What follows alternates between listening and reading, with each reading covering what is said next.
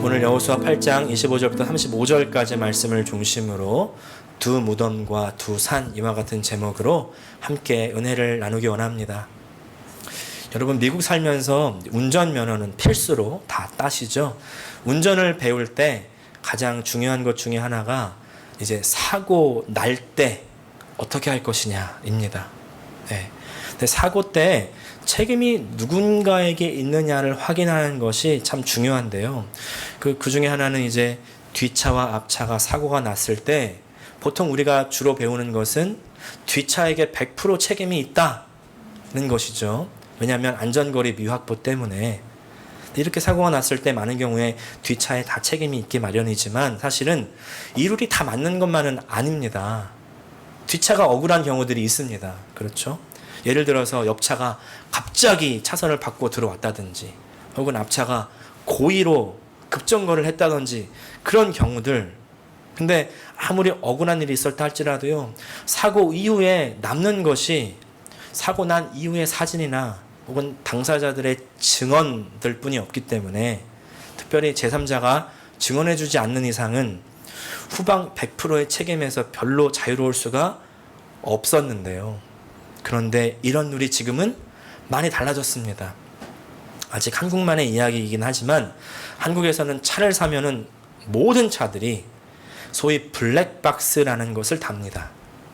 차 앞과 뒤에 카메라를 달아서 어떤 상황이 있었는지 혹은 어떤 상황이 지금 일어나고 있는지를 기록하는 것이죠. 그리고 나서 사고의 상황이 생겼을 때 그것을 다시 복기해 보면서 이제 사고의 책임의 소재가 어디 있는지를 판단하는 겁니다.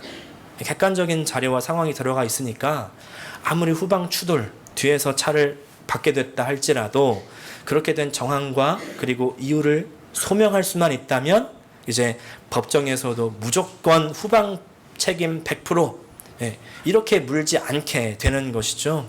그래서 사고 당시의 블랙박스 영상을 보면서 앞차에 이상 행동이 있다면 왜 그런 행동을 했는지 혹은 다른 상황은 없었는지 이걸 파악하고 앞차에 책임이 있다면 이제 앞차 100%까지도 책임이 나오기도 하는 겁니다. 지금은요, 이제 곳곳마다 CCTV가 달리고 하와이에서도 이제 카메라를 막 단다고 그러더라고요. 또 이제 블랙박스도 이제 미국에서도 많이 달기 시작하는 추세인데요. 이제는 거짓말을 하고 싶어도 할 수가 없는 세상이 되고 있습니다. 저는 이런 블랙박스 혹은 CCTV 이런 증거들을 보면서요, 한 가지 묵상되는 사실이 있었습니다. 그것은 바로 하나님의 눈입니다. 우리는요, 아무도 모르게 혹은 아무도 보지 못하게 하면 괜찮을 것 같은데 사실은 블랙박스보다 더 정확하고 심한, 항상 같이 계시니까 하나님의 눈이 모든 것을 지켜보고 계신다는 사실입니다. 그리고 마지막 하나님의 심판대 앞에서 우리는 우리 모든 행위를 다 우리 스스로 말하지 않고는 안 될 그 때가 온다는 것이죠. 언젠가 한 천국 간증에서 어떤 분이 이런 말을 한 것을 기억을 합니다. 잠깐 이제 하늘나라에 갔는데 하나님이 예전에 있었던 그 일들을 영상으로 이렇게 쭉 보여주시더라는 거예요. 그 사실 앞에서 나의 행동 낱낱이 고하지 않을 수가 없었다는 것입니다. 우리 로마서 14장 11절 12절 말씀 같이 한번 읽어보겠습니다. 시작. 기록되었으되 주께서 이르시되 내가 살았노니 모든 무릎이 내게 꿇을 것이요 모든 혀가 하나님께 자백하리라 하였느니라. 이러므로 우리 각 사람이 자기 일을 하나님께 직고하리라. 한국에서는요, 이 블랙박스가 무서워서 운전을 더 잘한다고 이제 한국에서 온 지 얼마 안 되신 우리 최 목사님께서 그러시더라고요. 블랙박스로 앞차가 침을 뱉거나 혹은 신호 위반을 하는 것도 그 영상을 다 보내면 벌금이 부과가 된다는 거예요. 그러니까 얼마나 무서운 세상입니까? 미국도 그런 세상이 올지도 모르겠습니다. 근데 우리 생활도 사실은 하나님이 다 기록하고 있다면 여러분 어떻게 하시겠습니까?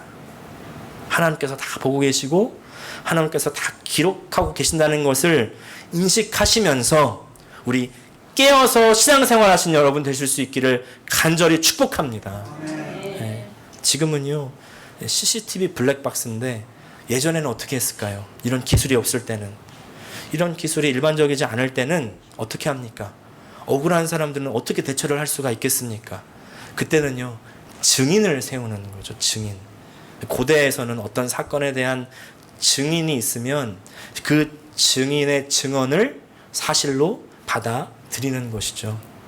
근데 만약에 사건의 당사자가 그 증인을 매수해서 증언을 조작할 수 있다면 어떡하겠습니까? 그래서 한 사람 갖고는 안 되고 두 사람 이상의 증언을 가지고 와야 그것을 사실로 인정을 하는 것이죠. 그래서 증인은 꼭 2명 이상 되어야 됩니다. 그것이 고대의 법이고요. 그래서 그 증언들이 이제 사실로 받아들여지는 것이죠. 이 법은 성경에서도 그대로 적용이 됩니다. 신명기 17장 6절을 보면은 두 사람이나 세 사람의 증언으로 사형을 집행한다는 겁니다. 한 사람의 증언만으로는 죽이지 못한다는 것입니다. 두 사람 이상의 증언이 있어야 된다고 말씀하고, 구약뿐만이 아닙니다. 신약에서도 이 법을 예수님께서 확증해 주세요. 너희 율법에도 두 사람의 증언이 참되다 기록하였으니, 두 사람의 증언하면 그 증언은 사실이 되고 진리가 되는 것입니다. 두 증인. 오늘 본문에도요, 두 개인 것이 두 가지가 등장을 하는데 바로 오늘 설교의 제목이죠. 두 무덤과 두 산입니다. 제가 여호수아 8장 후반부를 읽으면서 일주일 내내 묵상을 하는데 이런 감동이 있는 거예요. 8장에 나오는 이 두 무덤과 두 산은 각각 이스라엘에 관해서 메시지를 증거하는데, 이 두 무덤과 이 두 산이 증거하는 메시지가 바로 사실이고 진리라는 것입니다. 오늘은 이 두 무덤과 두 산을 통해서 이스라엘 백성에게 증거하는 메시지가 무엇인지를 같이 나누어 보면서 우리 삶에 적용해 보시는 시간이 되시기를 원합니다. 먼저 두 무덤입니다. 8장에서는요, 아이성 왕의 무덤만 나오니까 오늘 본문을 읽어서는 왜 두 무덤인지 좀 확실하지 않을 수가 있는데, 7장을 다시 한번 보시면 25절과 26절 다시 한번 읽어보겠습니다. 시작. 여호수아가 이르되 내가 어찌하여 우리를 괴롭게 하였느냐? 여호와께서 오늘 너를 괴롭게 하시리라 하니 온 이스라엘이 그를 돌로 치고 물건들도 돌로 치고 불사르고 그 위에 돌 무더기를 크게 쌓았더니 오늘까지 있더라. 여호와께서 그의 맹렬한 진노를 그치시니 그러므로 그곳 이름을 오늘까지 아골 골짜기라 부르더라. 여호수아 7장 끄트머리에 한 사람의 무덤이 나오는데 바로 아간의 무덤이었죠. 아간의 무덤, 그리고 오늘 본문에 나오는 무덤은 아이성 왕의 무덤입니다.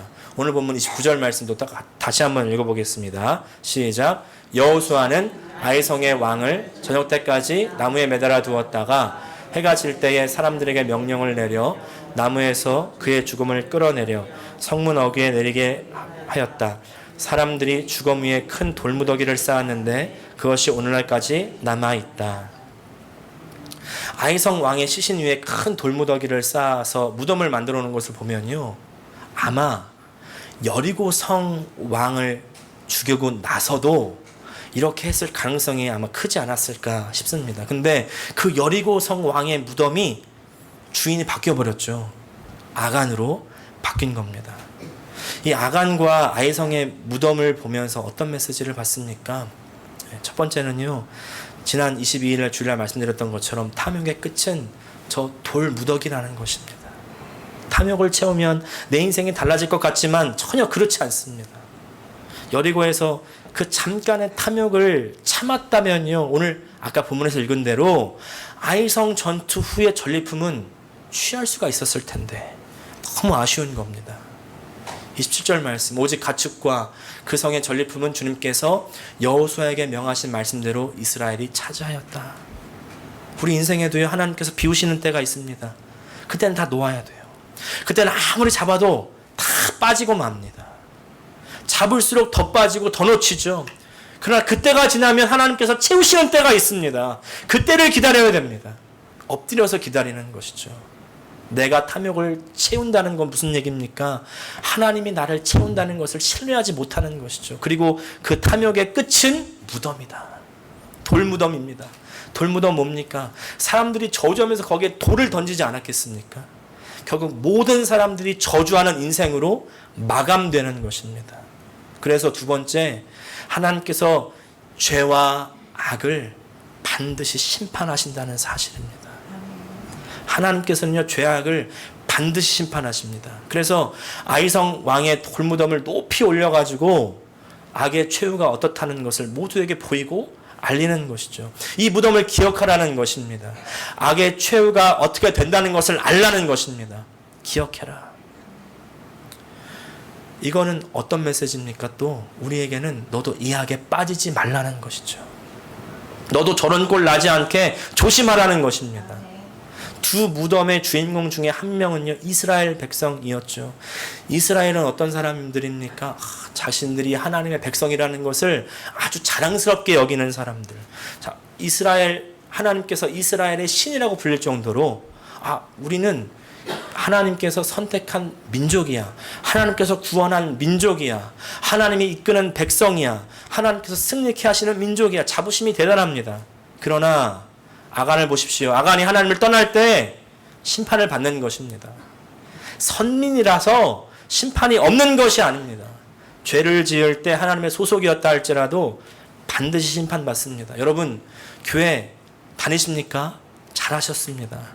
근데 마지막 심판대 앞에서 우리는요, 우리의 모든 일을 다 하나님 앞에 짓고 할 것입니다. 그래서 어떻게 살았는지, 어떤 말을 했는지, 어떤 행동을 했는지를 다 우리의 삶으로 얘기하게 될 것입니다. 그리고 정말 예수님을 믿었는지를 그때 판가름 받게 되는 것이죠. 예전에 제가 어릴 때는 목사님들이 주일날마다 그렇게 훈계를 많이 하셨어요.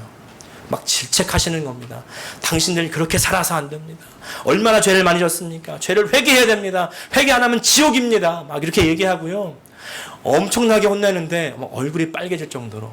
근데 성도들이 어떻게 반응할까요? 아멘, 아멘, 그렇습니다. 내가 잘못했으면 내 죄입니다. 눈물로 회개하는 겁니다. 네. 근데 지금은요, 어떻습니까? 그런 강단에서 메시지를 듣기가 어렵습니다. 죄에 대한 이야기 하면요, 싫어가지고 얼굴 찌푸리고, 내가 굳이 왜 일주일에 한 번 예배를 드리는데 이렇게 잘못했다고 혼나야 되나? 힘들게 살았는데 정죄를 당해야 되나? 질책을 받아야 되나? 교회가 이 교회밖에 없어? 그러면서 다른 교회 찾아가죠. 어떤 교회? 고생했어요. 잘 될 거예요. 성공할 거예요. 돈 많이 버실 거예요. 자녀가 잘 될 거예요. 네. 그런 축복 많이 해주는 메시지를 찾아가는 거 아니겠습니까? 그러나 그것은 성경의 메시지는 아닙니다. 우리 주님의 메시지가 아닙니다. 네, 물론 우리 주님께서요, 자유하라고 하시고 평안하라고 하시고 복을 얻으라고 하시죠. 그러나 여기서 중요한 전제가 있는데, 죄로부터 자유하고 죽음으로부터 자유하라는 것입니다. 우리 기독교 신앙에서 죄가 언급되지 않는다면 시작부터 잘못 가고 있는 거예요. 죄로 인한 죽음이 우리의 현실이고 실제입니다. 네. 우리는요, 믿음의 눈을 떠서 이 아간의 무덤, 그리고 아이성 왕의 무덤을 바라보셔야 됩니다. 죄와 악이 심판받은 결과입니다. 그것이 진리라고 이 무덤은 지금 우리에게 메시지를 전달하고 있는 것이죠. 근데 하나님께서는 그 두 무덤으로 끝을 내는 것은 아닙니다. 이스라엘 백성들이 길을 돌려서 산으로 향하죠. 이스라엘 백성들이 향한 산은요, 그리심산과 에발산이었습니다. 그리심산과 에발산은 이스라엘 백성들에게 굉장히 중요한 산입니다. 왜냐하면 모세 때 이미 이 산과 관련된 약속이 있었기 때문이죠. 신명기 11장 29절 말씀 보니까, 내 하나님 여호와께서 내가 차지할 땅으로 너를 인도하여 들으실 때에 너는 그리심산에서 축복을 선포하고 에발산에서 저주를 선포하라. 축복과 저주를 선포해라. 다시 말하면 하나님의 언약을, 약속의 말씀을 선포하라고 한 바로 그 산들이 그리심산 그리고 에발산. 드디어 이곳으로 온 겁니다. 이곳으로 와서 하나님 앞에 제사를 드리고 그리고 하나님 말씀을 읽습니다. 근데 왜 하필이면 이 타이밍에 이 장소일까요?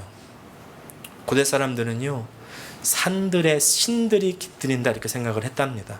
이스라엘 사람들에게도 산은요, 영원의 상징이고 불변의 상징입니다. 그 산들 사이에서 하나님 앞에 제사를 드리면서 자신의 죄를 고백하고 하나님 말씀이 선포된다는 것은 무슨 뜻일까요? 첫 번째는요, 죄와 악으로 실패하고 무너졌을 때 내가 넘어진 그때 하나님께서는요, 하나님께 돌이켜서 죄 사함을 받고 그리고 하나님의 말씀을 되새기라는 말씀입니다. 죄 사함의 은혜를 받고 말씀을 되새기는 것입니다. 이 모든 일이 지금 두산 사이에서 일어나고 있는 사실이고 이 두산이 거기에 증인이 되는 겁니다. 먼저 죄 사함이에요. 30절과 31절 말씀 같이 읽겠습니다. 시작. 그 뒤에 여호수아는 에발산 위에 주 이스라엘의 하나님을 섬기려고 제단을 쌓았다. 그것은 주님의 종 모세가 이스라엘 자손에게 명령한 대로 또 모세의 율법책에 기록된 대로 새 연장으로 다듬지 아니한 자연석으로 쌓은 제단이다. 그들은 그 위에서 번제와 화목제를 주님께 드렸다. 앞서 두 무덤은 우리 죄 때문에 죽어야 될 것을 소리치지만 너는 죄 있어. 그럼 죽어야 돼. 이렇게 메시지를 우리에게 주지만 근데 지금 제단은요. 그럼에도 불구하고 그 죄와 죽음에서 자유케 될 수 있는 길을 선포하는 것입니다. 제사. 제사는 뭐냐면 나 대신 짐승이 죽는 겁니다. 내가 죄 때문에 죽었어야 됐는데 짐승을 죽이면서 그 마음 가운데는요. 짐승을 죽였으니까 지금 나 괜찮죠? 이게 아니라 짐승을 죽이면서 내가 죽었어야 될 죄인이구나. 주님 나를 용서해 주십시오. 내가 저 짐승이 죽는 것처럼 나의 무릎을 꿇고 엎드립니다. 그렇게 겸손한 마음으로 나가는 것이 제사입니다. 이것이 바로 우리 예수 그리스도의 십자가의 대속의 의미죠. 죄와 죄사함이 없으면 우리 기독교 신앙은 더 이상 기독교 신앙이 아닙니다. 저는 매일 아침 새벽마다 우리 주님 앞에 무릎을 꿇을 때 이렇게 기도합니다. 내 안에서 십자가 보혈의 은혜가 바래지지 않게 도와주시옵소서. 항상 그 은혜에 감격하며 살게 도와주시옵소서. 날이 갈수록 더 그 은혜를 의지할 수 있게 도와주시옵소서. 그렇게 기도하는 거예요. 주님의 사랑과 대속의 은혜 앞에 내 눈물이 마르지 않도록. 주님의 은혜에 항상 감격한다는 얘기는요, 내 죄에 민감하다는 얘기죠. 내 죄에 눈 감지 않고 내가 내 죄 때문에 고개를 돌리지 않고 죄에 민감해지지 않고 그리고 죄삼에 대한 감격이 사라지면요, 내 신앙은 거기서부터 퇴보하는 것입니다. 거기서부터 타락은 시작되는 것입니다. 타락이요, 다른 사람들로부터 지탄받을 그런 죄를 짓는 것만으로 생각한다면 큰 오산이죠. 타락은요, 죄에 대해 관심이 없어지고 그래서 죄사함의 은혜를 망각할 때 바로 시작되는 것입니다. 아간의 죄가 그래서 시작되는 거잖아요. 하나님의 은혜를 망각할 때.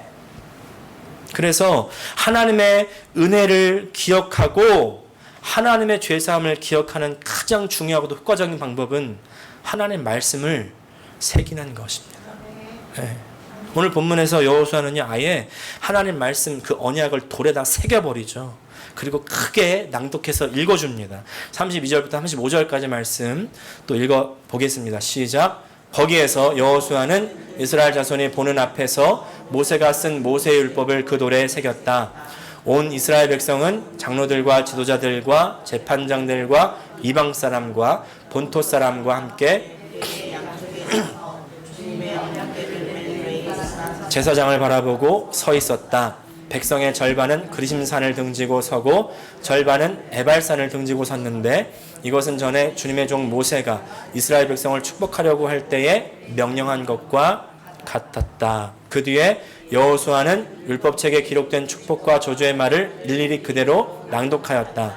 모세가 명령한 것 가운데서 이스라엘 온 회중과 여자들과 아이들 그리고 그들 가운데 같이 사는 이방 사람들 앞에서 여호수아가 낭독하지 않은 말씀은 하나도 없었다. 우리 학창시절에 다 공부해 보셨을 텐데요. 우리가 학창시절에 공부하기 위해서 주로 암기하기 위해서 어떤 방법을 주로 쓰십니까? 어떤 노력을 많이 기울이십니까? 전 어릴 때 선생님과 우리 아버지가 책을 10번 읽으면 그 책을 다 암기할 수 있다는 겁니다. 그래서 10번을 막 읽었어요. 그렇게 하셨던 분들 한번 손 들어보십시오. 책을 많이 읽었다. 책을 아예 안 읽으셨습니까? 네. 많이 읽고 외우셨던 분들 많이 있으셨을 텐데요. 그렇게 공부하셨던 분들 여태까지 잘못 공부하셨습니다. 네. 거의 한 10년 전쯤에 나왔던 책인데요. 미국의 저명한 인지 심리학자들이 써낸 어떻게 공부할 것인가, 이 책을 보면요, 저자가 이런 이야기를 합니다. 반복 읽기에는 치명적인 단점이 있다는 겁니다. 계속해서 읽는 것, 시간이 많이 걸리고 배운 내용이 기억에 오래 남지 않고, 그리고 내용이 익숙해짐에 따라서 내가 다 안다 이렇게 착각한다는 것입니다. 그래서 무엇을 아는지 무엇을 모르는지 그것에 대한 인식이 부족한 상태가 되기 쉽다는 거예요. 그러니까 많이 읽어도 잘 모른다는 겁니다. 여태까지 이렇게 해왔던 방식이 사실은 제일 공부 학습에는 안 좋은 방법이라는 것이죠. 그러면서 저자가 제시하는 방법은요, 바로 시험입니다. 시험. 그것을 다른 책에서는 시험 효과라는 말로 정의하기도 하는데, 무슨 말이냐면 시험, 테스트, 실전을 거쳐야 된다는 겁니다. 시험을 쳐보고 테스트를 해봐야지 내가 알고 있다고 생각했던 것들이 정말 명확하게 알게 되고 부족한 것들을 깨닫게 된다는 것이죠. 이것이 우리 신앙생활에 정말 정확하게 적용되는 부분 아닙니까? 우리도 신앙생활 좀 하다 보면요, 말씀도 많이 알게 되고 또 설교도 많이 들으면서 성경 공부도 많이 하면서 그렇게 몇 년 지나다 보면은 많이 안다고 생각합니다. 내가 이제는 어느 정도 그리스도인으로서 올라섰다고 생각합니다. 그렇게 하다가 우리 삶 가운데 고난이 오고 시험이 오면 알게 되죠.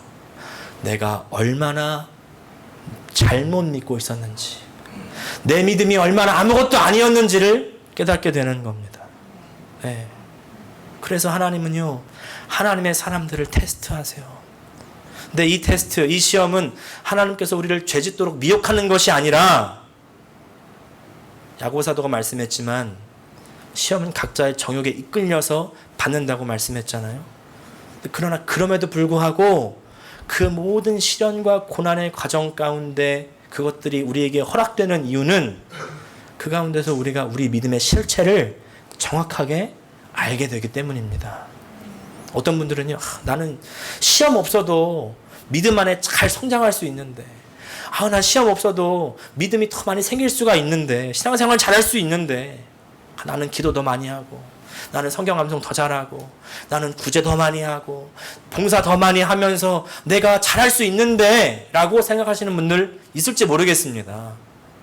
그러나 고난만이 우리를 참된 믿음으로 인도합니다. 이 어떻게 공부할 것인가라는 책을 다시 보면 중반에 이런 내용이 나옵니다.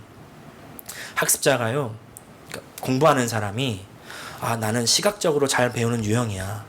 나는 눈으로 봐야 돼. 느껴야 돼. 또 어떤 사람들은 나는 언어적으로 잘 배우는 유형이야. 나는 이렇게 글로 써서 이론적으로 공부하면 잘 알 수가 있어. 혹은 어떤 사람들은 나는 이제 몸을 써야 잘 배울 수 있는 사람이야. 이렇게 얘기한다는 거죠. 아무리 이렇게 말해도 어떤 과목들은 내가 잘하는 유형의 학습 방법이 중요하지 않고 배워야 되는 그 과목의 특성에 가장 알맞는 방법을 중심으로 학습해야 된다는 겁니다. 그러니까 그 과목에 따라서 잘 배울 수 있는 유형의 학습 방법이 따로 있다는 거예요. 다시 말해서 이걸 신앙으로 적용하면 시험과 고난은요, 말씀을 배우는 가장 중요하고도 유익한 방법입니다. 고난밖에 없어요, 보니까. 고난을 통과하지 않은 믿음의 선진들은 없습니다. 없어요. 아브라함도 하나님의 시험을 거치고 나서 그 믿음이, 하나님 말씀을 믿는 그 믿음이 진짜인지 인정받았고, 우리도 고난과 아픔이 없으면 우리 믿음이 진짜인지 알지 못합니다. 우리가 가지고 있는 이 말씀들이 진짜 어떻게 살아 움직이는지 모른다는 거죠. 그 말은 이꼴 뭐예요? 소위 말씀을 머리로만 안다는 것이죠. 우리 예수님조차도요, 고난으로 순종을 배웠다 히브리서는 이렇게 말씀합니다. 같이 읽겠습니다. 시작. 그가 아들이시라도 받으신 고난으로 순종함을 배워서 온전하게 되었은즉 자기를 순종하는 모든 자에게 영원한 구원의 근원이 되시고. 오늘 이스라엘 백성도요, 아간과 아이성이라는 처절한 실패 속에서 참된 믿음을 다시 배우면서 다지는 겁니다. 그리고 오늘 다시 다지면서 배우는 말씀은 뭐예요? 그 안에 축복의 말씀도 있지만 저주의 말씀도 있다는 것입니다. 저주의 말씀도 하나님 말씀이에요. 지금 여기서 여호수아가 읽는 말씀은 신명기 말씀인데, 신명기 28장 말씀 보면요, 축복과 저주의 장입니다. 총 68절에 달하는 말씀인데 약 20%에 해당하는 1절부터 14절까지 말씀이 축복에 해당되고요, 15절부터 68절까지가 저주에 해당이 됩니다. 저주의 말씀이 더 많습니다. 여러분 성경을 잘 보십시오. 성경에는 저주의 말씀이 더 많습니다. 너 이렇게 되면 멸망해. 너 이렇게 되면 저주받아. 잘못될 거야. 죽을 거야. 병들 거야. 이게 하나님께서 우리를 벌하시겠다고, 저주하겠다고, 너 이놈 새끼 어떻게 돼봐라, 이런 마음일까요? 제가요, 지난주에 저희 아버지와 전화통화를 하는데 아버지께서 설교에 대해서 잘했다는 말씀이 없으세요. 이렇게 하면 더 좋겠다, 저렇게 하면 더 좋겠다. 제가 전화 끊고 기분이 좋았을까요? 나빴을까요? 좋지만은 않죠. 그러나 다시 한번 곱씹어 보는 겁니다. 어느 아버지가 아들이 잘못되기를 바랍니까? 아들이 더 잘되기를 원하는 아버지의 마음 아니겠습니까? 지난주에도 말씀드렸던 것처럼 하나님께서요, 우리에게 말씀하실 때 그 말씀이 아픈 말씀일수록요, 그것을 더 잘 받아들이고 소화할수록 성장하는 것입니다. 네, 하나님 저주의 말씀은요, 너 잘못했어, 그래? 그럼 너 괴롭히다가 너 한번 죽어봐라, 이게 아니고, 협박하는 게 아니고, 제발 좀 옳은 길을 가라, 제발 좀 의의 길을 가라, 제발 좀 선한 길로 가라. 아버지의 마음입니다. 잘 되라는 아버지의 마음이에요. 그 마음까지가 이 두 산 사이에서 이스라엘 백성들에게 지금 선포되고 있는 겁니다. 오늘 이 두 무덤과 두 산이 우리에게 외치시는 메시지를 들으십시오. 죄와 악은요, 반드시 심판을 받습니다. 그래서 하나님께서는 우리의 실패의 자리에서 죄사함의 은혜를 주시고 말씀을 심령에 새기라고 하십니다. 네. 근데 이 말씀을 정말 우리 심령에 새기고 성장하는 그 길은요, 고난밖에 없어요. 네. 고난 가운데 우리를 훈계하고 양육하시는 아버지의 마음을 우리가 잘 알고 믿음 가운데 정말 마지막 때에 굳게 서시는 저 여러분 되실 수 있기를 간절히 축복합니다. 기도하겠습니다. 이 시간 함께 기도하실 때, 주님, 오늘 두 무덤의 메시지를 기억하며 두 산의 메시지를 기억합니다. 아버지, 우리 가운데 죄와 악을 다 내어버리게 하여 주시옵소서. 죄와 악의 결말, 최후가 어떻다는 것을 바로 알게 하여 주시고, 아버지, 그러나 우리 실패 가운데 우리 예수 그리스도의 십자가의 은혜를 바라보면 살 길이 열립니다. 주님, 우리가 고난 가운데에서 말씀을 굳게 붙들게 하여 주시고 그 가운데 올바로 서는 믿음의 사람들 다 되게 도와주시옵소서. 다 함께 통성으로 기도하시겠습니다. 하나님, 우리 아버지 은혜와 사랑을 감사합니다. 오늘 이 시간 주님께서 우리에게 명하시는 그 메시지를 우리 마음 가운데 새기기를 원합니다.